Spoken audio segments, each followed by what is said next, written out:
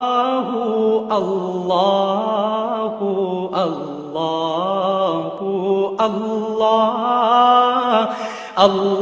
اللہ اللہ اللہ اللہ۔ حضرت علی کو خدا کہنے والے پیدا ہوئے کہ نہیں؟ بتائیے نا، کیا وجہ ہے کہ علی کو خدا کہنے والے پیدا ہوئے لیکن محمد کو خدا کہنے والا پیدا نہیں ہوا صلی اللہ علیہ وسلم ورضی اللہ تعالی عنہ؟ بہت اہم بات ہے، غور کیجئے گا اس میں۔ حالانکہ حضرت علی کا رتبہ کہاں، حضور کا کہاں؟ آج بھی آپ دیکھیے، آپ کے جاہل عوام کے زبان پر نعرہ یا علی مدد کا ہوتا ہے یا محمد مدد کسی نے کہا آج تک؟ یہ یا محمد لکھنے کے کام آتا ہے صرف، وہ مسجد پہ لکھ دو تاکہ پتہ چل جائے یہ فلاں فرقے کی مسجد ہے، دوسرا خود ہی بھاگ جائے وہاں سے۔ یہ صرف اس کام کے لیے ہے۔ باقی جہاں اصل میدان میں بات آتی ہے، کوئی نعرہ لگاتا ہے یا محمد مدد، محمد کا رتبہ اونچا یا علی کا، تو ان سے کیوں نہیں مدد مانگی؟ یہ سوالات آپ کے سامنے رکھ رہا ہوں میں۔ پھر یہ کہ جس طریقے سے کہ غوث اعظم کو پکارا جاتا ہے، کیا محمد کو پکارا جاتا ہے؟ کیا نسبت ہے؟ حضرت علی تو پھر بھی صحابی ہے، خلیفہ چہارم ہے، حضور کے چچا داد بھائی ہے، داماد ہے۔ غوث اعظم تو بہرحال وہ نسبت تو نہیں ہے۔ دیکھیے، میں اس کا تعلق جوڑتا ہوں ختم نبوت سے۔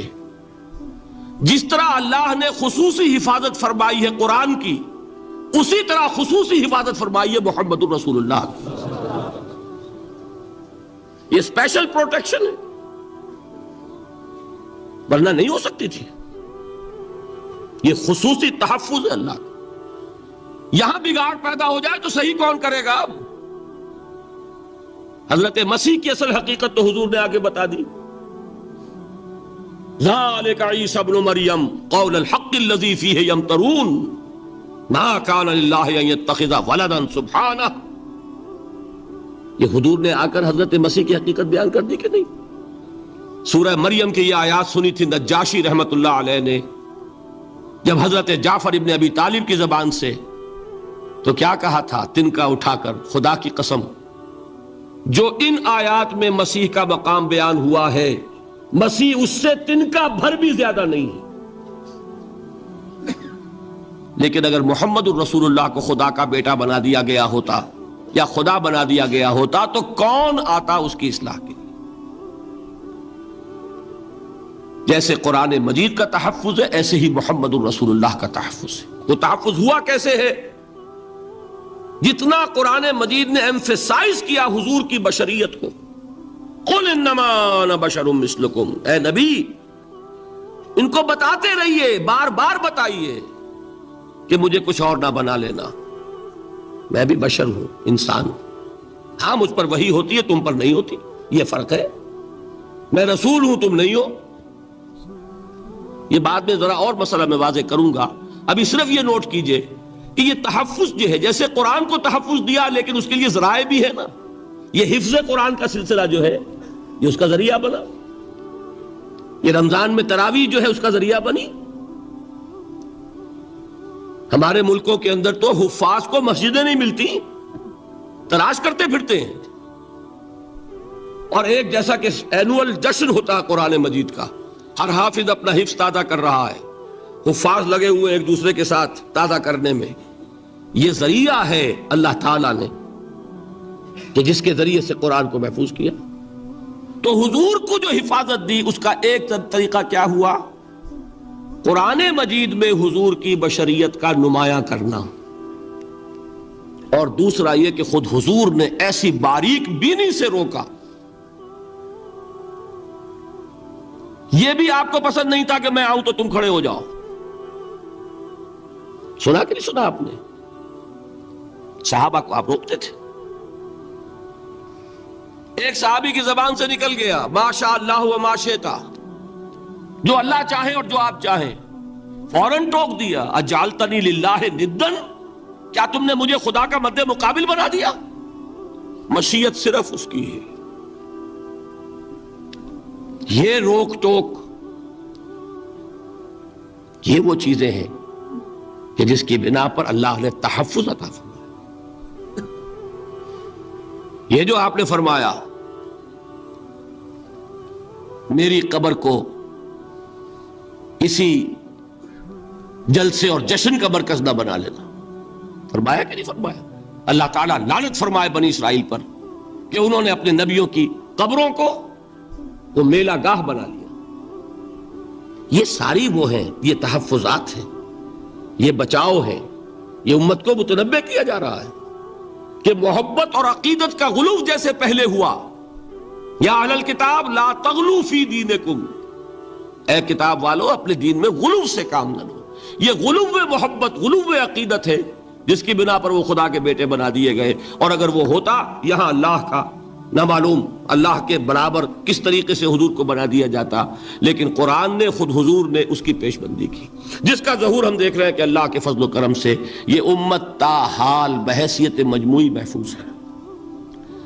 البتہ دیکھیے شاعروں کی باتیں اور ہوتی ہیں، اور عوام کی اور واعظوں کی اور نعت گوؤں کی باتیں جو ہے وہ اور ہیں.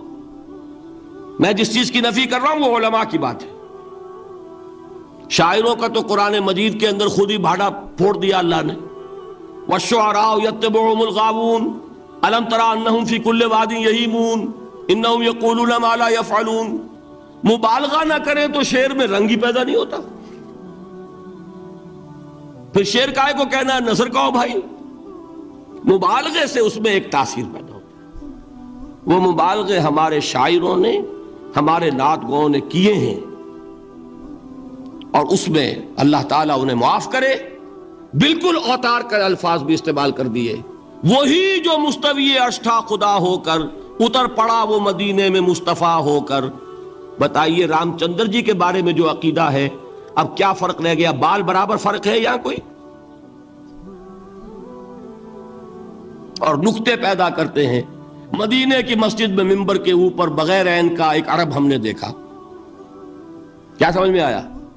عرب میں سے عین نکالا کیا بنا؟ یہ نکتہ آفرینی ہے. اسی طریقے سے ہماری شاعری میں کچھ ہماؤست کا رنگ بھی پیدا ہو گیا. خود کوزاؤ خود کوزا کرو خود گلے کوزا، خود رند سبو کش خود برسر آکوزا خریدار بے آمد بشکست و رواں شد. وہ خود ہی کوزا ہے، خود ہی مٹی ہے جس سے کوزا بنا ہے، خود ہی کوزے کا بنانے والا ہے. سمجھ رہے؟ الفاظ تو بڑے پیارے ہیں، بڑے مزیدار ہیں، آدمی ایک دفعہ وجد میں آ جاتا ہے. لیکن ہے کیا وہی ہے نا کہ وہی جو برف تھا پگھل کر پانی بن گیا. خود کوزاؤ خود کوزا کرو خود گلے کوزا خود رندے سبو کش. خود ہی اس کوزے میں شراب ڈال کے پیتا بھی ہے، خود ہی مٹی ہے، خود ہی وہ بنانے والا ہے، خود ہی کوزا ہے، خود ہی اس میں شراب ڈال کے پیتا بھی ہے، اور خود ہی اس کوزے کو توڑ کر اپنا راستہ بھی لیتا ہے. اب آپ اس پر سر دنیے اور جو چاہے کریں، لیکن یہ کہ اس کا ڈانڈے مل گئے کہ نہیں اسی ہماؤس سے. لیکن یہ کسی مفتی کی بات ہے کیا، یا کسی ائمہ دین میں سے کسی کا قول ہے؟ بھائی شاعروں کی باتیں سن لیا کریں. اللہ اللہ خیر صلی اللہ. ان چیزوں کا بہت زیادہ سختی کے ساتھ نوٹس بھی لینے کا کوئی فائدہ نہیں ہوتا. بات وہ ہونی چاہیے کہ جو علماء کہہ رہے ہیں مستند عقائد ہو، جو ان کی کتابوں میں درج ہو، ان سے بات ہونی چاہیے. تو یہ چیزیں، یہ گمراہیاں آئی ہیں، لیکن الحمدللہ ثم الحمدللہ کہ یہ عوام میں ہے، جہلاء میں ہے، شعراء میں ہے، نعت گوؤں میں ہے. یہ کسی بھی مستند دینی فرقے کے مستند علماء میں ہم کے ہاں موجود نہیں. البتہ ایک مسئلہ جو ہے نور اور بشر کا، وہ ذرا تھوڑا سا میں حل کر دوں آج. آپ سمجھتے ہوں گے لا ینحل ہے. میں نے جس طرح کہا تھا کہ امام بخاری کا قول بھی 100% درست اور امام ابو حنیفہ کا بھی 100% درست ثابت کیا کہ نہیں، اسی طرح میں کہتا ہوں جو حضور کو بشر کہتے ہیں وہ بھی 100% درست، جو حضور کو نور کہتے ہیں وہ بھی 100% درست۔ مطلب کیا ہے؟ دیکھیے، ہر انسان کے وجود کے دو حصے ہیں، میں نے پہلے دن شاید کچھ بیان کیا تھا۔ ایک خاکی وجود، اور اینیمل بینگ جو حیوان ہے ہمارا، ایک وہ روح ربانی جو اس میں پھونکی گئی۔ آدم میں جب وہ روح پھونکی گئی تب وہ مسجود ملائک بنے۔ فَإِذَا سَوَّيْتُهُ وَنَفَخْتُ فِيهِ مِن رُوحِي فَقَعُوا لَهُ سَاجِدِينَ۔ دو جگہ آئے تھے قرآن مجید میں ایک شوشے کے فرق کے بغیر، سورہ حجر اور سورہ صاد۔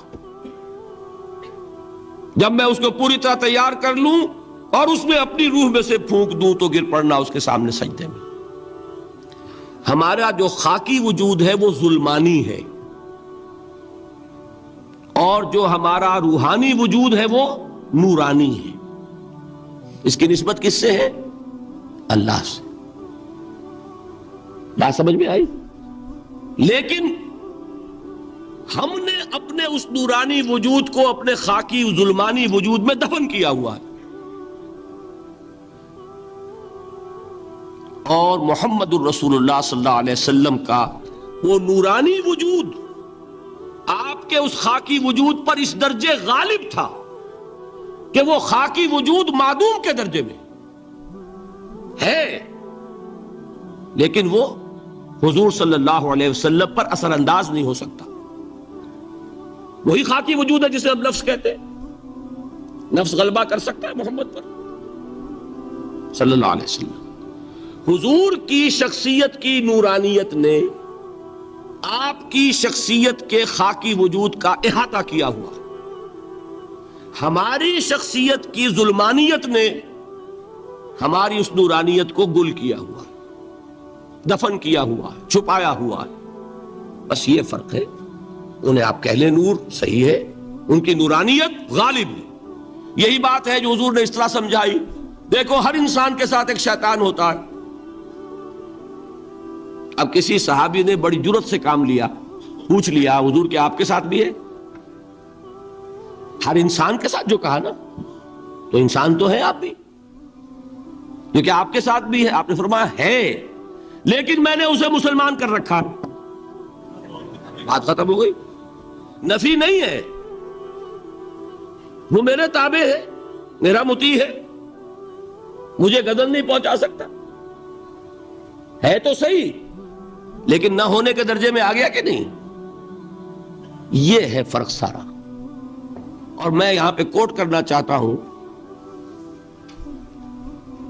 ایک بہت بڑے بریلوی مکتب فکر کے عالم دین، صاحبزادہ، نام میرے ذہن سے ایک دم اتر گیا، فیض الحسن، اللہ تعالیٰ ان کی خطاؤں سے درگزر فرمائے، ان کی مغفرت فرمائے۔ آپ نے سنا ہوگا نا نام۔ انہوں نے ایک روز تقریر کی جو میں نے سنی، اور تقریر کہاں کی؟ ساہیوال میں۔ وہاں کا ایک بہت مشہور چوک ہے، مہاجرین، مسجد مہاجرین کہلاتی ہے، وہاں تقریر تھی ان کی، میں نے سنی۔ ان کے الفاظ یہ تھے کہ کیا آپ لوگ ہمیں جاہل سمجھتے ہیں؟ کیا ہمیں عربی نہیں آتی؟ کیا ہم نے قرآن نہیں پڑھا جس میں بار بار یہ لکھا ہوا ہے کہ حضور بشر ہیں؟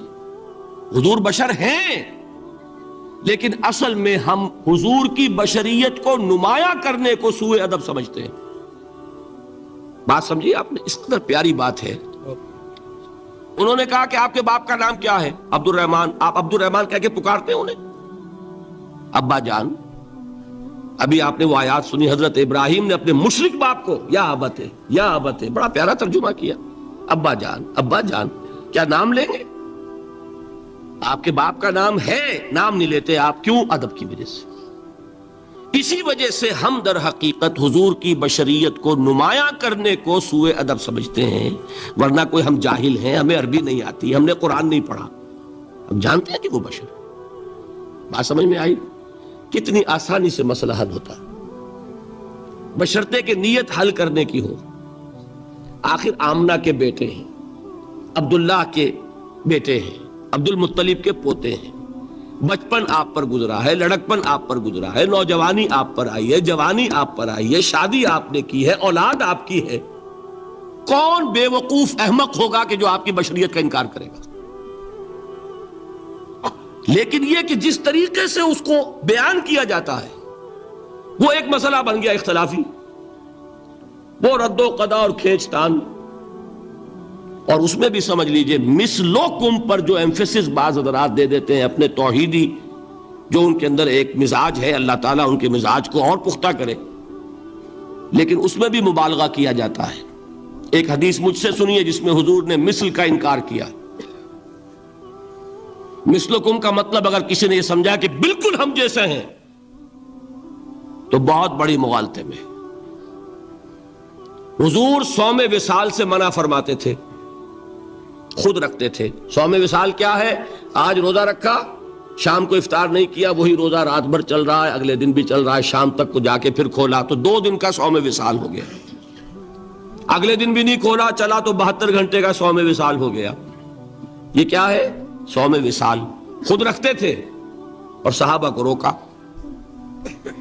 صحابہ میں سے کسی نے ہمت کر لی، حضور آپ خود رکھتے ہمیں روکتے.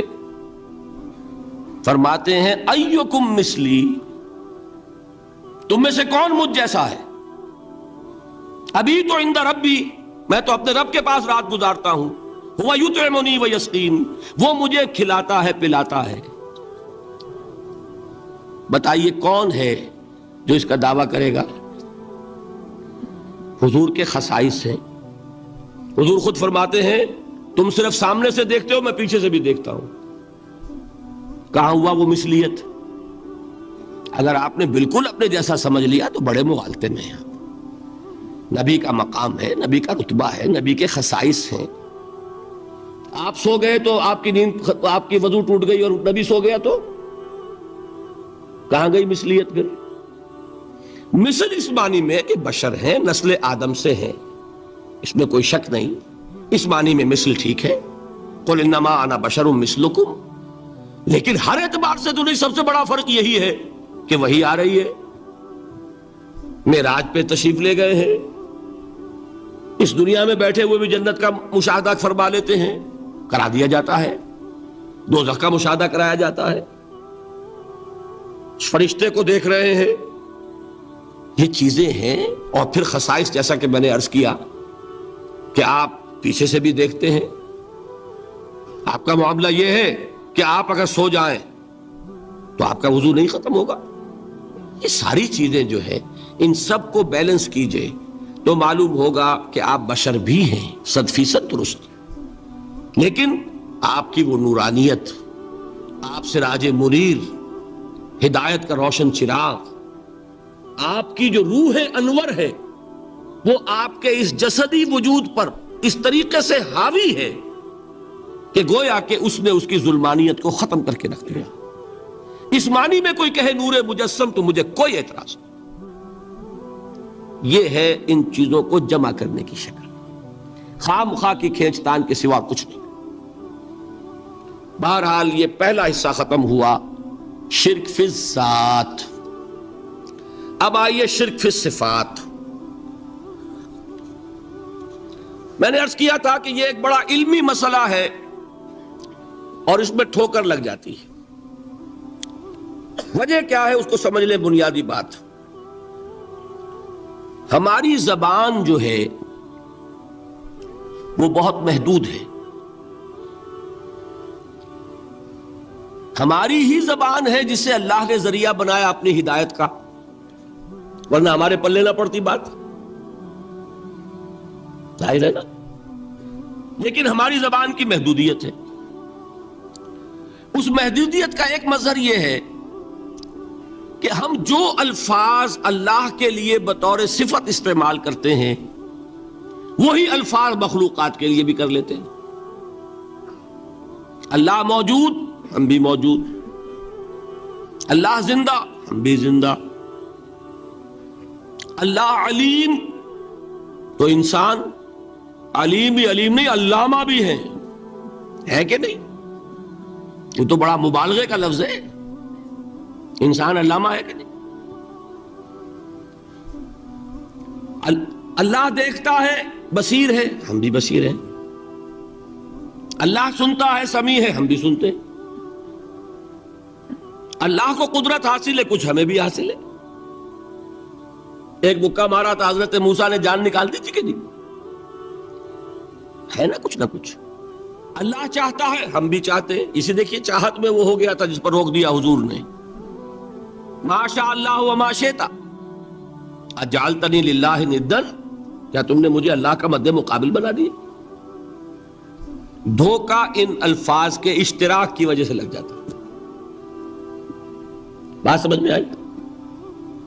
اب اس میں فارمولہ میں نے عرض کیا تھا کہ ایک نوٹ کر لیں تو مسئلے سارے حل ہو جائیں۔ جب ہم کوئی لفظ بطور صفت اللہ کے لیے بولتے ہیں اور اسی لفظ کو مخلوق میں سے کسی کے لیے بولتے ہیں، مخلوق میں سب آ گئے، جمادات، حیوانات، انسان، اولیاء اللہ، فرشتے، انبیاء، رسول، سب مخلوق تو ہے نا؟ تو کل مخلوقات کو جب ہم ایک لفظ بطور صفت استعمال کریں گے اللہ کے لیے اور اسی لفظ کو استعمال کریں گے بندوں کے لیے، تو ان میں 3 فرق ہیں جو ذہن میں رہنے چاہیے، گن کر یاد کیجئے۔ اللہ کی ذات قدیم ہے، ہمیشہ سے ہے، اسی طرح اس کی صفت بھی قدیم ہے، ہمیشہ سے ہے۔ مخلوقات حادث ہیں، ان کی صفات بھی حادث ہیں۔ حادث قدیم کے مقابلے میں کہ پہلے نہیں تھی پھر ہو گئی۔ ایک فرق، اللہ کی ذات از خود ہے، کسی اور نے تو اس کو وجود نہیں بخشا نا، اللہ کا وجود از خود ہے، ذاتی ہے۔ اسی طرح اس کی صفات ذاتی ہیں، کسی اور کی عطا کردہ نہیں ہے۔ مخلوق کوئی ہو کسے باشد، ان کا وجود ذاتی نہیں، عطائی ہے، اللہ نے دیا تو وجود ملا۔ اسی طرح ان کی صفات عطائی ہیں، ذاتی نہیں۔ 2 فرق ہو گئے۔ اللہ کی ذات مطلق ہے، لا محدود، اسی طرح اس کی صفات مطلق ہیں، لا محدود۔ مخلوق کی ذات محدود، کسے باشد، صفت بھی محدود۔ 3 فرق ہے، ذاتی، عطائی، قدیم، حادث، لا محدود، محدود۔ 3 فرق ذہن میں رہیں تو جو صفت بھی آپ اب بولیں گے اس میں یہ تینوں باتیں ذہن میں رہیں۔ سمجھ میں آ گئی بات؟ اب اس کا اطلاق کیجئے تو یہ علم غیب کا مسئلہ حل ہو جائے گا۔ یہ بھی لا ینحل سمجھا جاتا ہے نا۔ علم کسی کا بھی ہو، انسان، فرشتہ، اولیاء، انبیاء، رسول، حضور صلی اللہ علیہ وسلم، کسی کا بھی حادث ہے، قدیم نہیں ہے، عطائی ہے، ذاتی نہیں ہے، محدود ہے، لا محدود نہیں ہے۔ 3 باتیں مان لیں، شرک نہیں ہوگا۔ ان میں سے ایک کو ساقط کر دیں، شرک ہو جائے۔ آئی بات سمجھ؟ اللہ کی قدرت ذاتی ہے، عطا کردہ نہیں۔ مخلوق میں جس کو قدرت حاصل ہے وہ عطائی ہے، ذاتی نہیں۔ اللہ کی قدرت لا محدود، یفعل ما یشاء فعال لما یرید علی کل شیء قدیر۔ ہم مخلوق کوئی بھی ہو اس کی قدرت محدود۔ اللہ کی قدرت جب سے وہ ہے ہمیشہ سے ہے، ہمیشہ سے قدرت بھی ہے، اور مخلوق میں سے قدرت یہ حادث ہے۔ تینوں چیزیں سامنے رہیں، شرک نہیں ہوگا۔ ایک چیز کی بھی کمی ہو گئی، شرک ہو جائے۔ یہ ساری صفات پر لے آئیے۔ اللہ کی حیات ذاتی، ہماری عطائی، لائی حیات آئے، قضا لے چلی چلے، اپنے بس میں نہ آنا تھا نہ جانا ہے۔ زندگی اس کی عطا کردہ ہے، جب چاہے لے لے۔ اللہ کی حیات بھی ایسی ہے کیا؟ ذاتی الحی. ہماری حیات محدود، ویسے بھی محدود، موت آئے گی شاید ختم ہو جائے. چلیے موت ختم نہیں کرتی، ہم سمجھتے ہیں کہ وہ ہماری ابدی ہے.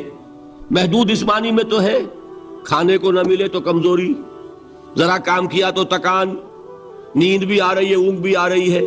اور اس کی حیات الحی القیوم لا تاخذہ سنۃ ولا نوم. حیات ذاتی ہے، لامحدود ہے اور قدیم ہے. یہاں حیات عطائی ہے اور حادث ہے اور محدود ہے، ساری صفات.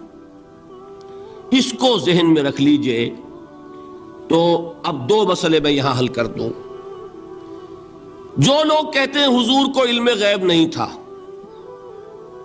اور جو کہتے ہیں تھا، بدقسمتی سے دونوں نے ڈیفینیشن علیحدہ کر لی. جو ڈیفینیشن نفی کرنے والوں نے کی ہے اس کی وجہ سے، اس کے اعتبار سے واقعتاً نہیں تھا. انہوں نے ڈیفینیشن یہ کی ہے، تعریف یہ کی ہے، وہ علم جو خود حاصل ہو جائے. اللہ کا عطا کردہ علم جو ہے وہ کہتے ہیں وہ غیب نہیں ہے. تو وہ بھی مانتے ہیں کہ ہر علم جو حضور کو حاصل ہے وہ اللہ کا عطا کردہ. میں سائی والی میں یہ سارے مرحلے میں نے طے کیے نا اپنے زمانہ طالب علمی میں. مولانا منظور احمد شاہ صاحب ہیں سائی وال میں ایک، میں ان کے پاس حاضر ہوا. میں نے کہا جی یہ مسئلہ کیا ہے علم غیب کا، مجھے ذرا سمجھائیں. انہوں نے ایک کتاب اپنی نکالی کہ دیکھیے صاحب، ہم حضور کے علم کے بارے میں یہ باتیں مانتے ہیں. حضور کا علم حادث ہے، قدیم نہیں ہے. حضور کا علم محدود ہے، لا محدود نہیں ہے. حضور کا علم عطا کردہ ہے، ذاتی نہیں. میں نے کہا یہ تین باتیں اگر آپ مان لیں تو میرا تو جھگڑا کوئی نہیں آپ سے. ہوتا کیا ہے جب آئیں گے وعظ میں، خطابت میں، تو عالم ما کان وما یکون، اب الفاظ وہ استعمال کر جائیں گے. ایک واعظ ہے، عام مقرر ہے، واہ واہ ہوتی ہی نہیں، نعرے لگتے ہی نہیں، محفل میں گرمی آتی نہیں جب تک کہ ایسے مبالغے نہ کریں. لیکن وہ چیز لکھی ہوئی ان کے ہاں ہے کہ حضور کا علم حادث ہے، قدیم نہیں ہے. حضور کا علم محدود ہے، لا محدود نہیں ہے. حضور کا علم عطائی ہے، ذاتی نہیں ہے. ان تینوں چیزوں کے بعد کوئی بڑے سے بڑا وہابی اور بڑے سے بڑا اہل حدیث بھی انکار نہیں کرتا.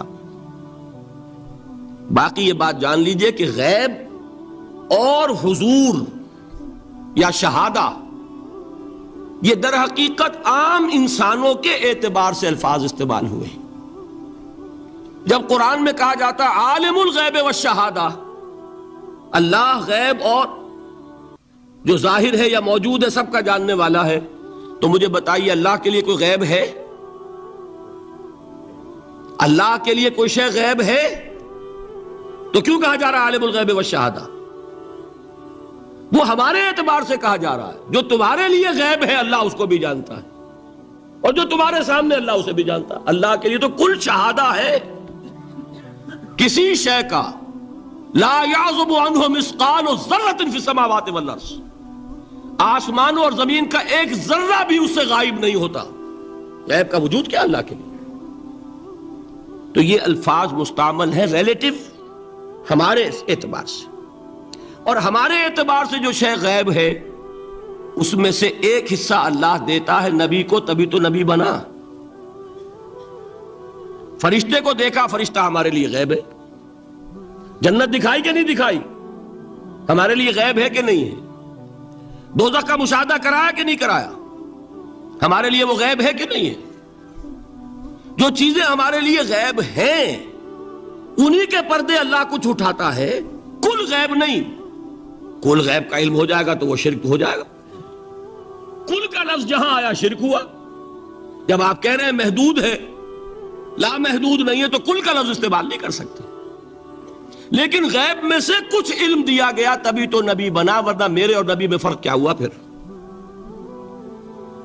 البتہ یہ کہ وہ غیب کا علم ہو یا حاضر کا علم ہو، سائنٹیفک نالج ہو یا وحی کا علم ہو، کوئی بھی علم ہو، آیت الکرسی کے الفاظ نوٹ کیجئے، یعلم ما فی السماوات و ما فی الارض، وہ جانتا ہے ولا یحیطون بشیء من علمہ الا بما شاء، مخلوق میں سے کوئی بھی اس کے علم میں سے احاطہ نہیں کر سکتا مگر جتنا وہ چاہے۔ اب یہ بات علیحدہ ہے کہ ہم کون ہے طے کرنے والے کہ ناپے بیٹھ کر کے اللہ نے ابراہیم کو کتنا علم دیا؟ ہم ناپ سکتے ہیں؟ عیسیٰ کو کتنا دیا ہم جان سکتے ہیں؟ تو ابراہیم کا، موسیٰ کا، عیسیٰ کا نہیں ناپ سکتے تو محمد الرسول اللہ کا کہاں ناپیں گے؟ یہ پاگل پن ہے، یہ ہے جو غلطی ہوتی ہے۔ ہم کون ہے طے کرنے والے؟ اللہ نے اپنے نبی کو دیا جو دیا، بات ختم۔ کل نہیں کہیں گے، کل کہا شرک ہو جائے گا، ذاتی کہا شرک ہو جائے گا۔ عطائی ہے، جو دیا اللہ نے دیا، اور کل نہیں دیا، جتنا چاہا دیا، ہے حادث قدیم نہیں۔ تینوں چیزوں مان لیجئے تو شرک کا کوئی شائبہ نہیں۔ باقی جہاں ایک طرف قرآن میں وہ آیات ہیں کہ اللہ کے غیب کو کوئی نہیں جانتا، ٹھیک، وہاں یہ بھی ہے کہ لا یظہر غیبہ، لا یظہر علی غیبہ الا من ارتضی بالرسول، وہ اپنے غیب پر قابو نہیں دیتا مگر اپنے رسول میں سے جس کو چاہے۔ یہ دونوں آیتیں قرآن کی ہے کہ نہیں؟ اسی لیے در حقیقت جو غیب کی نفی کرتے ہیں حضور سے، وہ کہتے ہیں کہ از خود معلوم ہونے والی شے غیب ہے۔ ہم کہتے ہیں از خود تو کوئی بھی شے کسی کو معلوم نہیں، ہمیں حاضر کا علم بھی اللہ ہی دیتا ہے تو ہوتا ہے، غیب کا تو بہت دور کی بات ہے۔ یہ مسئلے بڑے سیدھے ہیں، خام خواہ ہم نے پیچیدہ بنایا ہوا ہے۔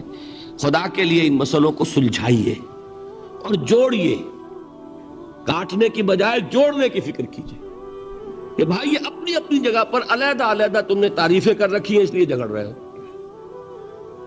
ورنہ دونوں باتیں صحیح ہیں۔ ایک مسئلہ ذرا اور زیادہ علمی ہے، میں ذرا پریشان ہو رہا ہوں کہ وقت زیادہ ہو رہا ہے۔ وہ مسئلہ ہے وحدت الوجود کا۔ ہمارے بہت سے صوفیہ وحدت الوجود کے قائل ہیں، اور ہمارے کچھ لوگ جو معترض ہیں وہ وحدت الوجود اور ہمہ اوست کو کنفیوز کر دیتے ہیں، ایک سمجھ لیتے ہیں۔ ہمہ اوست میں بیان کر چکا ہوں کہ بدترین شرک ہے، وحدت الوجود اور شے ہے، باریک بات ہے، سمجھ میں نہیں آتی عام لوگوں کے، سادہ ترین الفاظ میں آپ کو سمجھاتا ہوں۔ ایک نظریہ یہ ہے کہ اللہ ہی نے یہ روپ دھار لیا، یہ ساری چیزیں بالفعل موجود ہیں، یہ بھی ہے، یہ بھی ہے، یہ بھی ہے، اور یہ سب اللہ ہی ہے۔ یہ بدترین شرک ہے، شرک فی الذات۔ ایک لوگوں کی رائے یہ ہے کہ یہ کچھ ہے ہی نہیں، یہ سراب ہے۔ سراب میں کیا ہوتا ہے؟ آپ کو پانی نظر آتا ہے نا؟ ہوتا ہے پانی؟ نہیں۔ ہر چند کہے کہ ہے، نہیں ہے، ہے ہی نہیں، بس اللہ ہی ہے، یہ ہے ہی نہیں۔ دیکھیے ایک شعر ہے، کل ما فی الکون وہم او خیال او عکوس فی المرایا او ظلال، اس کائنات میں جو کچھ ہے یا تو وہم ہے یا خیال ہے، یا جیسے شیشے میں عکس ہوتا ہے، آپ ادھر کھڑے آئینے کے نظر آ رہے ہیں، ادھر بھی ہے، ادھر کوئی نہیں، یا جیسے سایہ ہوتا ہے، سایہ درخت کا سایہ زمین پر پڑ رہا ہے، اس کا کوئی وجود ہے۔ تو ایک رائے یہ، آپ اس سے اختلاف کریں، اسے پاگل پن کہہ دیں، کیا بیوقوفی کی بات کر رہے ہیں، جو چاہے آپ کہہ دیں، شرک نہ کہیے۔ وہ کہتے ہیں موجود صرف ایک ذات اللہ کی ہے، حقیقتاً موجود، یہ جو کچھ نظر آ رہا ہے یہ موجود ہی نہیں ہے، اس کو شرک نہیں کہیں گے۔ اسے اختلاف کریں، کوئی ضروری نہیں ہے کہ آپ مانیں ان کی بات، میں یہ نہیں کہہ رہا کہ آپ ضرور مانیں۔ شیخ احمد سرہندی رحمت اللہ علیہ نے اسے سمجھایا ہے اس کائنات کی حقیقت کیا ہے، ایک مثال سے۔ ان کے نظریے کو وحدت الشہود کہتے ہیں نا، وحدت الشہود، وحدت الوجود۔ شاہ ولی اللہ دہلوی نے فیصلہ کیا ہے کہ دونوں میں باریک سا فرق ہے، کوئی فرق نہیں ہے، تعبیر کا فرق ہے۔ وہ مثال دیتے ہیں کہ دیکھیے ایک مشعل لیجئے، مشعل کیا ہوتی ہے؟ ایک لکڑی ہے، اس کے ایک سرے کے اوپر آپ نے کپڑا وغیرہ باندھ کے تیل ڈال کے آگ لگا دی، شعلہ جوالا ہے، ایک شعلہ، ٹھیک؟ وہ فرماتے ہیں کہ اس کو تیزی کے ساتھ ایک دائرے میں حرکت دیجئے، آپ کو آگ کا دائرہ نظر آئے گا، دیکھنے والے کو نظر آئے گا کہ نہیں؟ کیا دائرہ فی الواقع موجود ہے؟ بات ثابت ہو گئی کہ نہیں ہے، نظر آ رہا ہے۔ یہ فرماتے ہیں حضرت مجدد ای الصنعت باری تعالی است کہ معدوم را موجود می نمائند، یہ اللہ تعالیٰ کی صنائی ہے، خلاقی ہے کہ جو شے ہے نہیں اس کو دکھا دیتے ہیں کہ ہے، جیسے آپ نے آج سی دائرہ دکھا دیا ہے نہیں، اس کائنات کا کوئی وجود نہیں۔ میں پھر عرض کروں گا آپ اس سے اختلاف کریں، اسے نہ مانیں، چھوڑ دیں اس کو، یہ مسئلے ہیں فلسفے کے، لیکن سوال یہ ہے کہ اس کو شرک نہیں کہیں گے آپ۔ شرک وہ ہے جب کہیں یہ بھی شے ہے اور خدا ہے، یہ بھی ہے اور خدا ہے، پتھر بھی ہے اور خدا ہے۔ جب یہ کہا جائے گا یہ ہے ہی نہیں، صرف خدا ہے، تو در حقیقت اس کو شرک نہیں کہیں گے، یہ وحدت الوجود ہے، یونٹی آف بینگ۔ اب اس کو میں ایک اور اعتبار سے سمجھا دوں گا تو مجھے امید ہے اللہ تعالیٰ اس کو آپ پر کھول دے گا۔ دیکھیے، ایک ہمارا علم، ایک اللہ کا علم، ٹھیک؟ جب تقابل کریں گے تو کیا کہیں گے؟ اللہ کے علم کے مقابلے میں ہمارا علم ہے ہی نہیں، ٹھیک؟ اللہ کی قدرت کے مقابلے میں ہماری قدرت زیرو، اللہ کی مشیت کے مقابلے میں ہماری مشیت کچھ نہیں۔ وما تشاؤون الا ان یشاء اللہ، تم چاہ بھی نہیں سکتے جب تک کہ اللہ نہ چاہے۔ تو کیا ہوئی؟ خاک ہوئی۔ یہی آتے ہیں نا جو حدیث جس میں کہ دعا استخارہ حضور نے تلقین فرمائی، اور صحابہ فرماتے ہیں کہ حضور نے ہمیں اس طرح سکھائی یہ دعا استخارہ جیسے قرآن سکھایا۔ اس میں الفاظ کیا ہیں؟ فَإِنَّكَ تَعْلَمُ وَلَا أَعْلَمُ وَتَقْدِرُ وَلَا أَقْدِرُ، اے اللہ تجھے قدرت حاصل ہے، مجھے کوئی قدرت حاصل نہیں۔ اگر ظاہری الفاظ پر جائیں گے تو یہ تو خلاف واقعہ بات ہے۔ کیا حضور کو کوئی علم حاصل نہیں تھا؟ یہاں تو حضور فرما رہے فَإِنَّكَ تَعْلَمُ وَلَا أَعْلَمُ، یا چلیے اگر کوئی اور عام انسان کہتا ہے میں نہیں جانتا، تو کیا کوئی علم حاصل نہیں اسے؟ کچھ نہ کچھ علم تو ہے نا۔ لیکن اللہ کے علم کے مقابلے میں وہ نہ ہونے کے برابر ہے۔ اسی طریقے سے سمجھ لیجئے اللہ کے وجود کے مقابلے میں اس کائنات کا وجود نہیں ہے۔ بات ختم ہو گئی، مسئلہ صاف ہو گیا۔ حقیقی وجود صرف اللہ کا ہے، یہ اعتباری ہے، یہ ٹرانزینٹ، آل از چینج، پینٹارائم، بدل رہی ہے ہر شے، کسی چیز کو ثبات نہیں۔ آپ ایک لمحے پہلے جو آپ تھے وہ آپ، ایک لمحے بعد وہ آپ نہیں ہیں، بدل گئے آپ۔ ایک تسلسل ہے آپ کا کہ آپ سمجھتے ہیں کہ آپ وہی ہیں کہ جو آج سے 10 سال پہلے تھے۔ کیا آپ وہی ہیں؟ بدل چکے، خون پورا بدل چکا، نہ معلوم کتنی دفعہ بدل چکا، کھال بدل چکی۔ یہ تو معلوم یہ ہوا کہ یہ جو کچھ ہے ٹرانزینٹ ہے، عارضی ہے، فانی ہے، نہ ہونے کے برابر ہے، وجود برحق صرف اللہ۔ یہ بھی در حقیقت اسی شرک فی الوجود کی بات ہے۔ اگر ہم یہ کہیں کہ اللہ بھی موجود ہم بھی موجود، یہ کیا ہو گیا؟ شرک فی الوجود۔ اسی کو کہا ہے غالب نے جارو بلا بیار کہ یہ شرک فی الوجود، با گرد فرش و سینہ با ایوان برابر است۔ اگر آپ کے گدے کے اوپر گردہ پڑ گیا ہو تو جھاڑتے ہیں نا، فرش کے اوپر گردہ ہے تو جھاڑو سے صاف کرتے ہیں۔ غالب کہتا ہے کہ اگر تمہارے دل میں یہ گردہ آ گیا ہے کہ تم بھی موجود ہو، اللہ بھی موجود ہے، تو لا کی جھاڑو سے صاف کر دو اس گردے کو، کہ یہ شرک فی الوجود ہو جائے گا۔ ہم نہیں ہیں بھائی، ہمارا کیا وجود، ہماری کوئی کیا حقیقت ہے؟ اللہ ہی ہے، بس یہ ہے اصل میں۔ پھر میں عرض کروں گا کوئی قبول کرے نہ کرے، اسے گمراہی کہے، اس کو جھوٹ کہے، اسے پاگل پن کہے، میں نہیں جھگڑوں گا، لیکن شرک نہیں کہہ سکتے آپ اس کو. شرک وہ ہماوست ہے، اس میں اور اس میں زمین و آسمان کا فرق. اب آئیے آخری شرک، شرک فی العبادت یا شرک فی الحقوق. اللہ کے حقوق کے لیے ایک لفظ استعمال کریں گے تو وہ کیا ہے؟ عبادت. وما خلقت الجن والانس الا لیعبدون، میں نے جنوں اور انسانوں کو پیدا ہی اس لیے کیا کہ میری عبادت کریں. اب عبادت میں شرک اگر ہوگا تو یہ شرک کی تیسری قسم ہو جائے گی. عبادت میں شرک سے مراد کیا ہے اس کو سمجھیے. یہ میں پہلے بیان کر چکا ہوں عبادت کسے کہتے ہیں. عبادت کے دو جز سمجھ لیجئے. جیسے ایک میرا یہ جسم ہے، ایک اس میں روح ہے. روح نظر نہیں آتی، نظر جسم آتا ہے، لیکن اس جسم کا سارا وجود اس روح سے ہے. چلیے روح کو چھوڑیں، جان. جان کیا کس بلا کا نام ہے؟ کسی کو نظر آئی آج تک؟ لیکن یہ جان ہی ہے جو اس جسم کو قائم رکھے ہوئے. اسی طرح عبادت کا ایک جسم ہے، ایک جان ہے. جسم کیا ہے؟ اطاعت، اللہ کی بندگی، ہما تن بندگی، ہما وجوہ بندگی، ہما وقت بندگی. یہ تو بیان کر چکا نا. اور روح کیا ہے؟ محبت، اللہ کی محبت. اطاعت جبر سے کی جاتی ہے تو وہ عبادت نہیں کہلاتی. انگریز کی اطاعت ہم کرتے تھے نا، لیکن کیا عبادت کرتے تھے؟ بات سمجھ میں آئی؟ اطاعت تو کر رہے تھے، عبادت نہیں.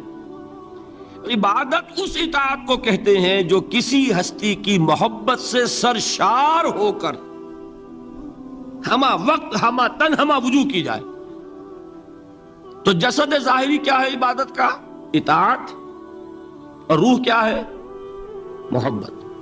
اب ان دونوں کے اعتبار سے شرک کیا ہے، توحید کیا ہے، اس کو سمجھ لیجئے. اور یہ ہیں وہ چیزیں جو میں نے عرض کیا تھا کہ بالکل الجبرا کے فارمولوں کی طرح کی بات ہے. اطاعت میں توحید کیا ہے کہ مطاع مطلق صرف اللہ، ٹھیک، باقی ساری اطاعتیں اللہ کی اطاعت کے تابع. نفی نہیں ہے، والدین کی اطاعت کرو، لیکن جہاں والدین حکم دیں اللہ کے حکم کے خلاف، بات ختم، اطاعت نہیں ہوگی. بیوی شوہر کی اطاعت کرے، آپ اولو الامر کی اطاعت کریں، شاگرد استاد کی اطاعت کرے، مرید پیر کی اطاعت کرے، لیکن کیا پیر کو یہ بھی حق ہے کہ اللہ کے کسی حکم کو منسوخ کر دے؟ رسول کے کسی حکم پر اپنے حکم کو ور کرے، بالا تر رکھے؟ سمجھ میں آ گیا؟ اصول کیا ہے کہ اطاعت مطلق، unconditional, unlimited obedience is due only to Allah. All the other obediences are limited by His injunctions.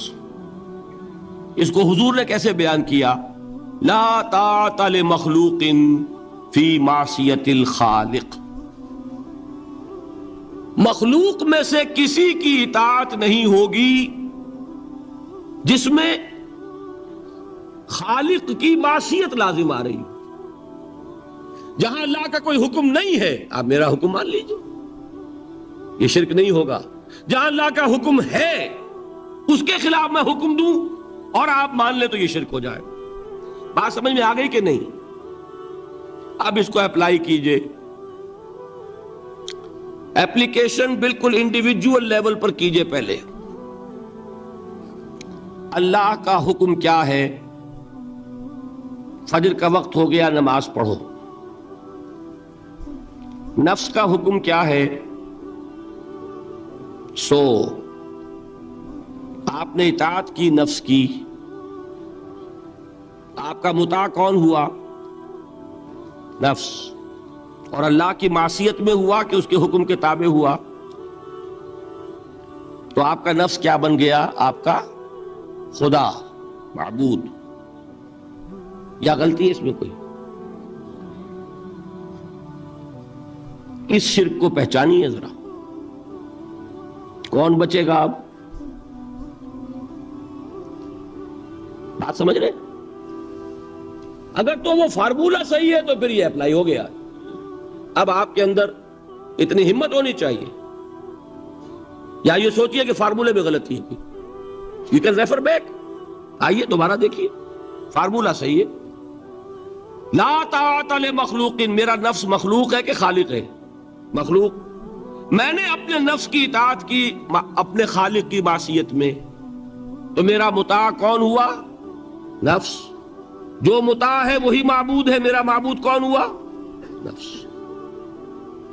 اس کو کہتے ہیں مولانا روم، نفس ما ہم کم ترس فرعون نیست، لیکن اورا عون ایرعون نیست. میرا نفس بھی فرعون سے کم نہیں ہے. فرعون نے کیا کہا تھا کہ یہ مملکت میری ہے مصر کی، یہاں میرا قانون چلے گا. الیس لی ملک مصر، کیا مصر کی حکومت میری نہیں ہے؟ میں نہیں جانتا کون اللہ کون رسول، کیا حکم صحیح کیا غلط، میرا حکم چلے گا. تو میرا نفس بھی تو یہی کہتا، میں نہیں جانتا کیا اللہ کا حکم کیا رسول کا حکم، میری مرضی پوری کرنی پڑے گی، میری خواہش، میری چاہت، میری تمنا وہ پوری کرنی پڑے گی. اور ہم ہاتھ جوڑ کر اس کے آگے کھڑے ہو جائیں کہ بھائی ٹھیک ہے جو تیری مرضی، اللہ کی مرضی پیچھے تیری مرضی پہلے. تو معبود کون ہوا؟ نفس ما ہم کم ترس فرعون نیست، لیکن ارعون ایرعون نیست. ٹھیک، قرآن سے سند چاہیے. قرآن نے فرمایا ارائیت من اتخذ الہہ ہواہ، کیا تم نے دیکھا اس شخص کو جس نے اپنے خواہش نفس کو اپنا الہ بنا رکھا ہے؟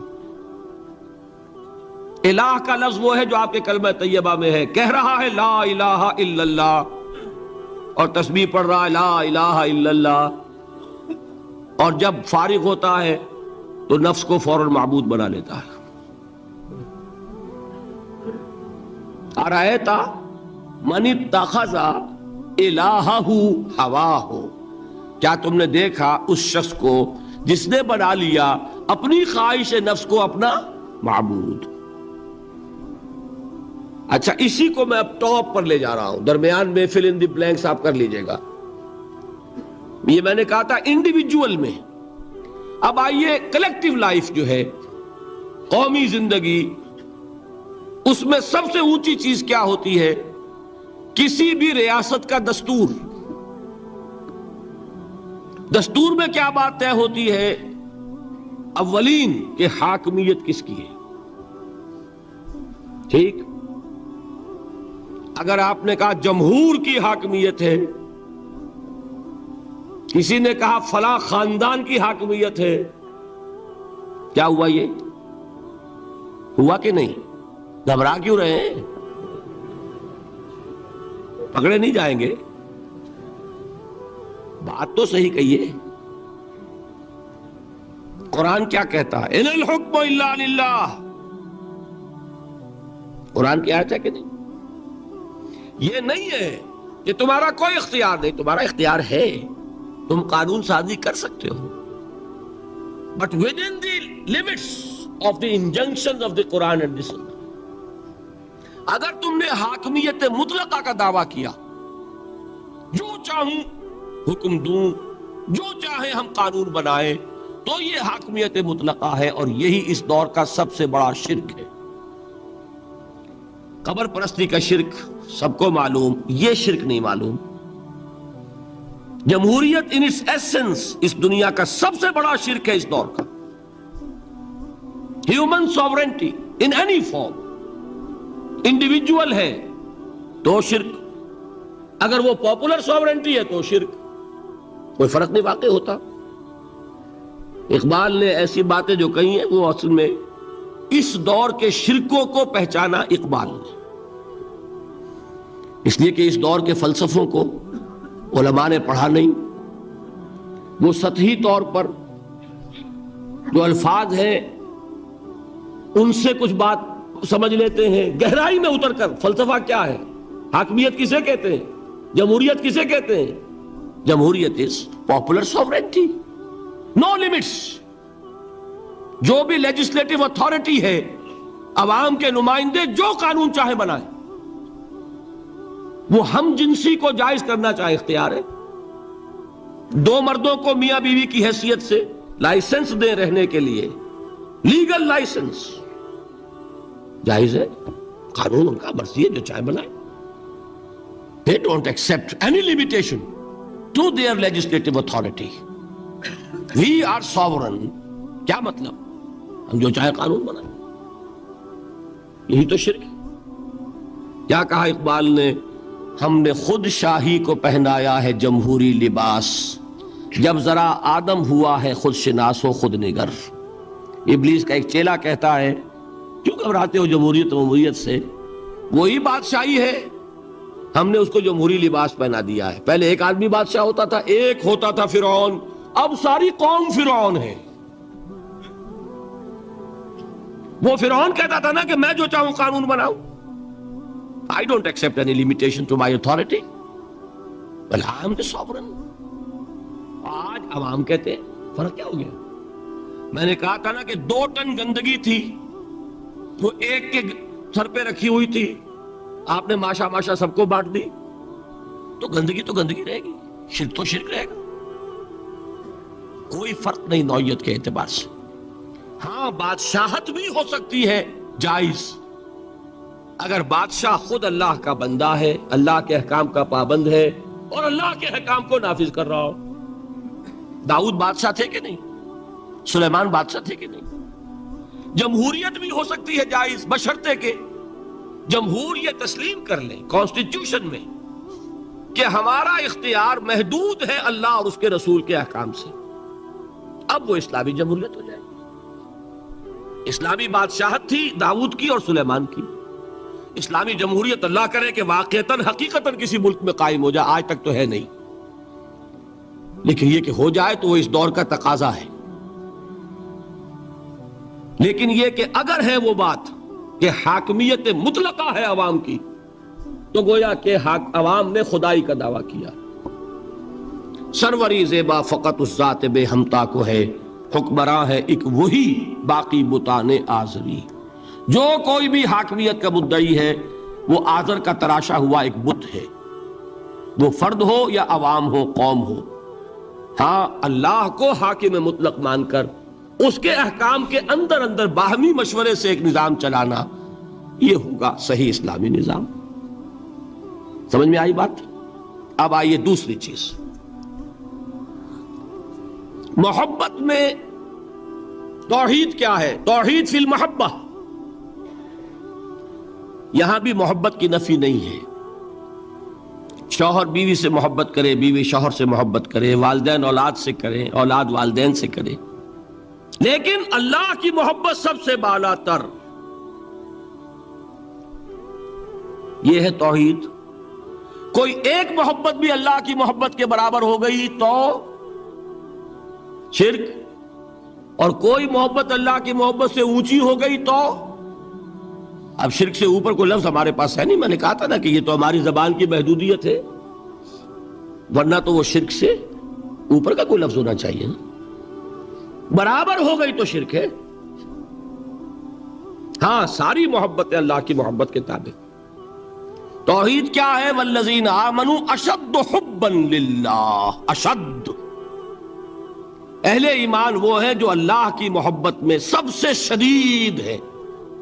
یہ نہیں وطن سے محبت کرو کوئی حرج نہیں، گھر سے محبت کرو کوئی حرج نہیں، بیٹے سے کرو، اولاد سے کرو، مال سے کرو، کوئی حرج نہیں،